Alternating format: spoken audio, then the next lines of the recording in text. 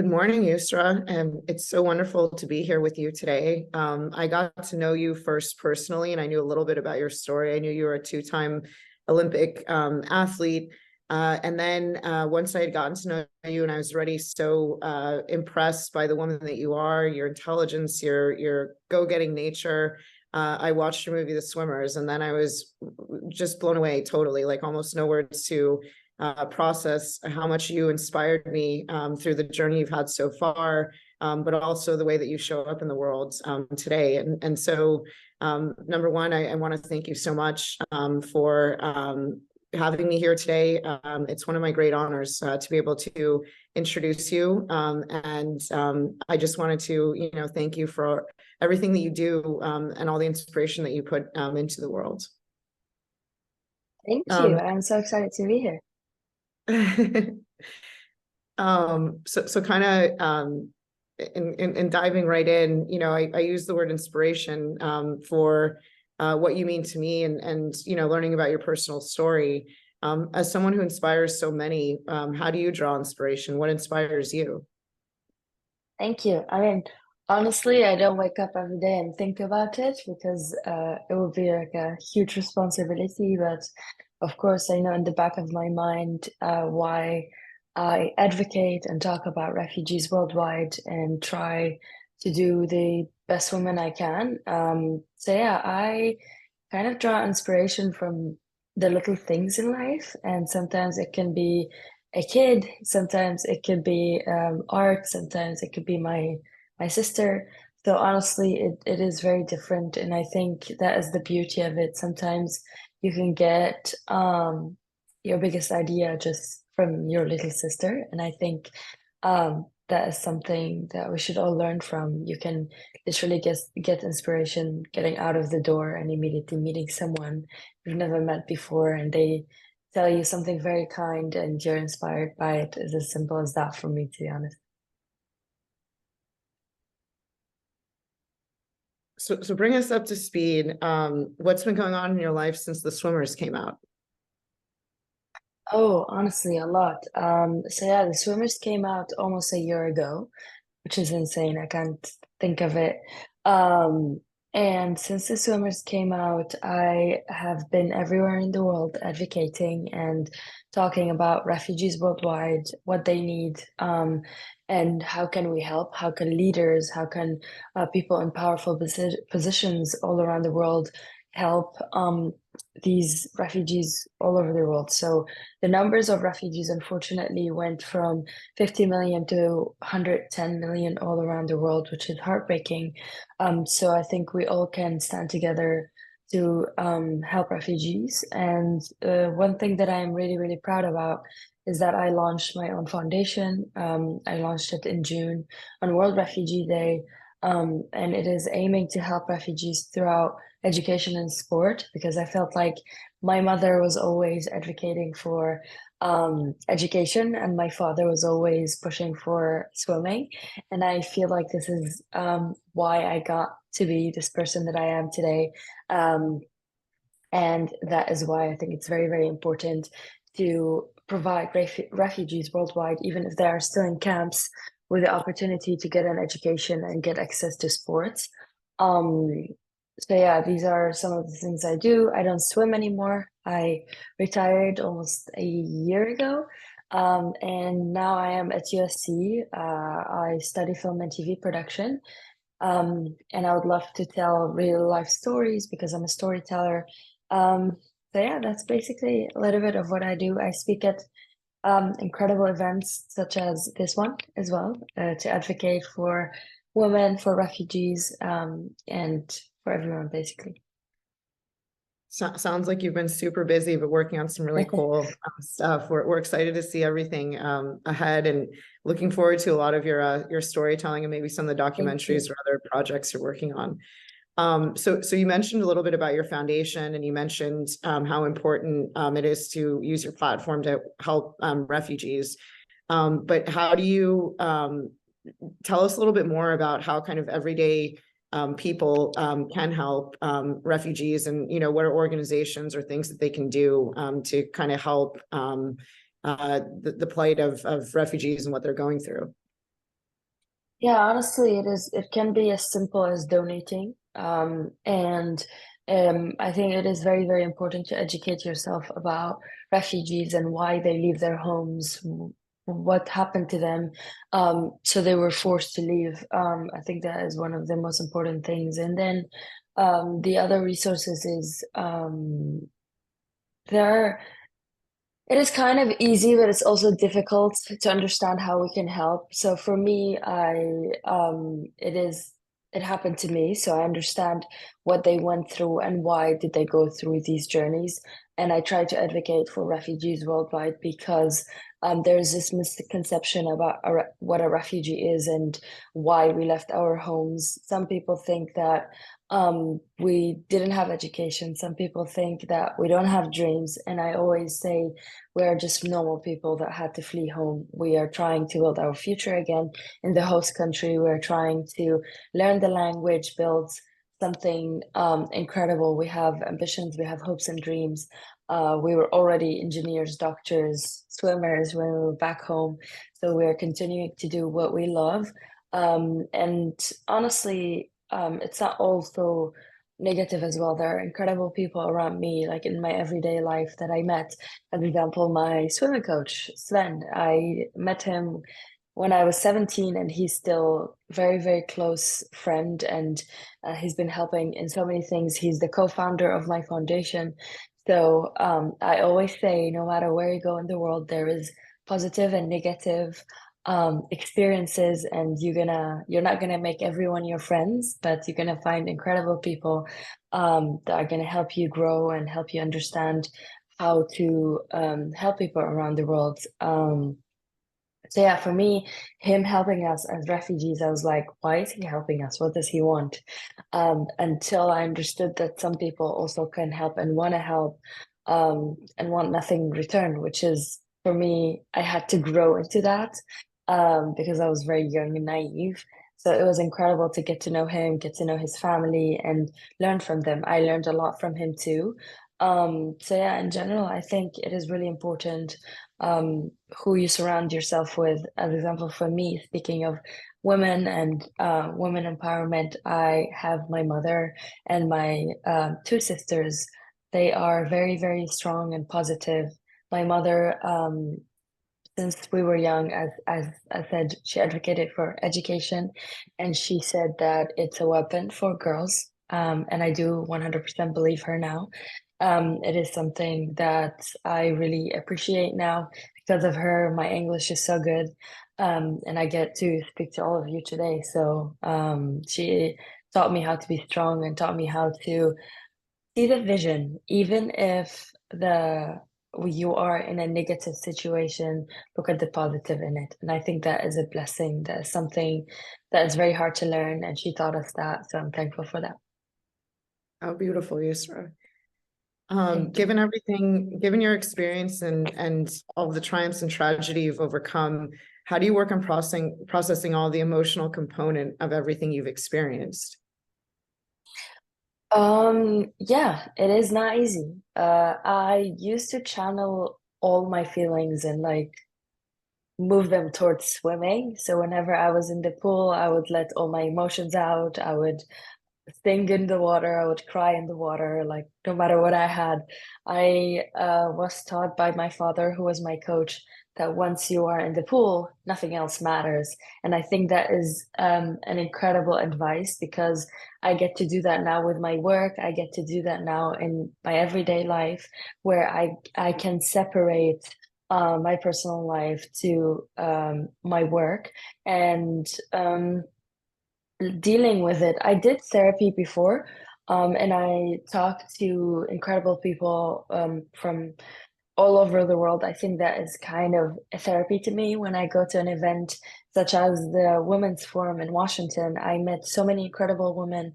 I got to speak about my story and to tell them what I went through. This for me is therapy because people want to understand what's happening. Why did I leave my country? Am I okay? So I think it is a very slow process, and it is a heavy one, but I take it day by day, to be honest. And sometimes it's just ice cream and Netflix, and the other day is me going on a hike. But I still find a lot of comfort in sports. I still go to the gym a lot. I still like put my headphones and go for a run, which is like very weird for a swimmer. We don't like running, but I love running for some reason. So I put my headphones on and I run it out, and then I'm sweating after like 10 kilometers, and all the emotions are out. So yeah, I think it's different things. As you said in the question before, who you surround with yourself with is very, very important, especially for someone like me. I do understand that I have trauma and I have sometimes feelings that are all over the place. So I have people that understand, like you. I talk to you a lot. I talk to great people around me that understand what happened, and they're very, very supportive. So who you surround yourself with, especially everyday life, is very, very important. They have to be positive. They have to have bigger goals than you, so they can also push you in your everyday life. So yeah. And based on your advocacy for refugees, how do you think about helping them with their mental health journey? Yeah, that is a very important question, because I thought that maybe I can take one therapist and go all over the world to talk to every refugee. So for me, therapy was sports. So that is why I want to make it possible for refugees worldwide to have access to sports, even if they are in refugee camps. I think sports is a blessing. And for me, when I got to Germany, when I got to a new country, after 25 days of being on the road, the first thing I wanted to do was swimming. Why did I want to do swimming? Because I didn't speak the language. I had no friends. My family wasn't there. Swimming was my home. It was the only thing that I knew how to do. It was the only place that I could feel like home again. And I want to give them the stability, and I want to give them the comfort of knowing that this home will be with them no matter where they go. They can play football outside. They can, go and run if they want to run anywhere in the world. So um yeah, also channeling the anger and taking all of their emotions out through sports. I think it's also really an incredible way of learning how to be disciplined, learning how to share, learning, especially for kids, learning how to work hard for your goals, learning how to fail and then try again. um these refugee kids are so resilient, honestly. I met so many of them going from camp to camp, whether it's in Jordan or it's in Italy. So I really admire them. And they were so happy to have, especially girls, they were so happy because it was a girls' club, it was English club. So they got to learn English, and they were so, so excited about it that it broke my heart. It was the simplest thing, yet to them, it was the greatest gift. So seeing that really inspired me to start the foundation and say, hey, I have a voice, I have a power. Let me get together with few people, or everyone, basically, anyone can help to try and help them and give them the basic human rights. Very cool. I know entrepreneurship is interesting to you. How do you think about applying all the things you've learned in your personal experience to entrepreneurship? Well, I think it goes hand in hand, to be honest. I think everything I learned from my mother, everything I learned from my sisters, from the journey, from swimming. I think the most influence was being an athlete. You learn how to be disciplined, you learn how to accept losing. You also learn how to navigate your way if you don't like what's happening. You learn how to be a leader as well. And since I was young, actually, it is actually funny, but since I was young, every class I was with, I was the leader of the class, kind of. And I think that gave me the confidence to be a leader today and say, I can create my company if I want to create my company. And it's something that I really want to do. I am very passionate about fashion, and I would love to create my own clothing line one day. And I want to start very soon, because I know in business it can take long, but once you start, you already push the door, and you are, you know, once you start with the first step, the steps afterwards come a little bit easier. I'm not gonna say easy because nothing's easy in life, but it comes a little bit easier. So I think it goes really hand in hand. And again, the people around you can shape the type of leader you are because I like when there are people around me that are so honest to me that when I am being annoying or I'm being not the most amazing person right now, they would tell me to my face. And they would say, "Hey, that was wrong, correct it." And I think that is what makes a great leader is when they understand that they're not just the boss. They are someone that people can come up to and talk to. They can pitch ideas to. You can go for coffee with everyone you're working with. And I love that. I don't love, the CEO being so far away from the employees. I love it to be like a great environment for everyone where if an employee have an idea, they could have a way greater ideas than you. And that is also okay. That's why you have these companies. That's why you need people in your business because you can't make it on your own. And it took me a while to understand that. And I think that was a very important lesson for me. I never asked for help. And I learned to slowly, when I am not okay to talk to someone, when I need help building this business, I call a friend and I say, "Hey, can we do it together?" And I think that is a great quality in a leader. It totally sounds like you're ready. We're excited for the Yusra fashion Oh, line to I'm drop. learning. I honestly am learning. I still need a lot of work, but yeah, I have great entrepreneurs in my life, such as you. So I think I'm gonna be right on track. The Olympics have historically been a forum to help build bridges between nations. What were some of the unique things you experienced during the games? Honestly, it was the moment for me where everything changed because back in 2016, I wasn't really proud of everything that happened to me. I was ashamed of being called a refugee. If you watch the swimmers, you know that I said no to competing for the refugee Olympic team because I wanted to earn my chance of being in the Olympics. I didn't want people to feel sorry for me. But the moment I met the team, I realized that I was silly. And I realized, okay, these are incredible people with incredible stories from all over the world coming all together to form this team that brought hope to millions around the world.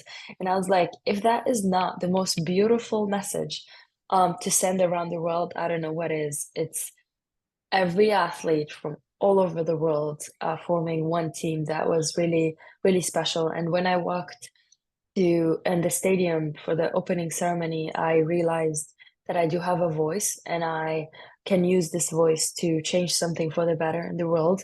I was a very shy kid. I would have never imagined that I would be where I am today, that I would be speaking in sometimes a very big venue with 13,000 kids. That was like the highest number. And I honestly, this is a dream for me. So in general, it did change my perception of also what a refugee is, even though I was one. So in general, I was like, you know what, I'm gonna take this opportunity and turn the table and show what refugees are capable of. So it really was an eye-opening moment for me. And I did achieve my biggest goal, which is going to the Olympics as a swimmer. So I was over the moon. I was really over the moon. And I did watch Michael Phelps's last race ever. So I think I went to the right Olympics. Given the platform you have, is there a message you'd like to share for how people how people can help people that are overcoming some of the hardships you've endured? Um, it can be very simple. It can be if you realize that someone's struggling, that someone they come from a different country, and that invite them for coffee, just like a friend. Go and explore their culture. If you're willing, ask them what their favorite dish is from home. I think it could be very, very simple to start a conversation and just make them feel welcome. The second thing you can donate. There are great organizations, as example, especially for women's education. There is Malala Fund, and she's a close friend, and I really, really, she's the person that inspired me to start my own foundation, and she's someone that inspired me since um a few years since her story got very famous. So she's a great example of a leader. So yeah, you can work with her, you can donate to her foundation. There is Choose Love as example. You can also donate to that. So yeah, it can be as simple as that. It doesn't have to be so complicated. If you see that someone's not treating them very well, maybe take them on the side and tell them, hey, that is not your fault. If you want to talk, I am here to talk about it. And it can really be that simple. What has been the most unexpected part of your journey so far? Most unexpected, everything, all of this, everything that happened. When I left my country, I would have never imagined that the story will become famous, that I could be someone that inspires people all over the world, that I can be the woman that I am today. So in general, everything came as a surprise. I would have never guessed there would be a Hollywood movie. That was never the aim or the goal. My goal was always to be an athlete and participate in the Olympic Games. So for me to be giving this opportunity of, as example, also working with the UNHCR as a goodwill ambassador, getting to know refugees worldwide, getting to know incredible people such as the woman, like in the Women's Forum. So I really am living a dream and I really appreciate every second of it. So nothing was expected of all of it. Knowing what you know now, what's the advice that you would give a 6-year-old Yusra? Be patient. Do not overthink things, because I always do, even until today. Sometimes I'm like putting up scenarios in my head and I'm like, oh my God, how am I going to do that? And how am I going to navigate that? And the thing that I learned along the way is that step by step, you can do it all at once. You can ask for help. You can talk with other people. You can have they can have other opinions than you. And I think I would tell her to stay stubborn, because that really helped me in my life. And I would tell her to keep on swimming, and not to give up, because, yeah, we did achieve our dream. How amazing. We talked a little bit about the foundation. We talked about the fashion line. What else should we be looking forward to that's going to be coming from out of your world? Honestly, I am interested in exploring a lot of worlds. I wouldn't be surprised if in like 10 years I am the CEO of a company or something. I would love that. I honestly can imagine that. But I also am interested in journalism. It's something that I think is incredible and has the power of changing the world. It did in the end. The journalist did in the end tell my story and help me get where I am today. So I am interested in doing journalism, but in sports. So who knows? I am very, very interested in being in the Olympics next year. I don't know what my role would be, but I hope to be there. I'm not going to be there as an athlete, but I am supporting the Refugee Olympic team with everything they need, of course. And yeah, as I said, I am interested in fashion. I am interested in helping refugees worldwide. I am interested in exploring more programs that can empower women. Even throughout the foundation, I want to make it possible for women, as example, to have sports classes that are women only. I want to give them that space, because they do not have the simplest needs in the camps. And as women, we do need a little bit of privacy, and I want to make it happen for them that, who knows, maybe they have a Pilates class in the camp, and that's okay as well. They're normal human beings and they deserve to have a normal life. So I want to try and make it as normal as possible in the camps, or anywhere in the world for them. But yeah, a lot can happen in 1 year. I'm not gonna lie. Like a year ago, I was just thinking about the foundation. Now I'm thinking about my clothing line, and I'm thinking about journalism. So I am really using my 20s, I would say. And I am very proud of that. Well, I can't thank you enough, Yusra. As the daughter of a refugee, a woman who came out of corporate America and also finance, your leadership, the way that you show up in the world, it's you know, I will end the interview where we started, which is it's been so inspirational to me. It's given me so much healing. And thank you for putting all the hope in the world that you do. Super appreciate it. And thank you everyone for joining today. Thank you.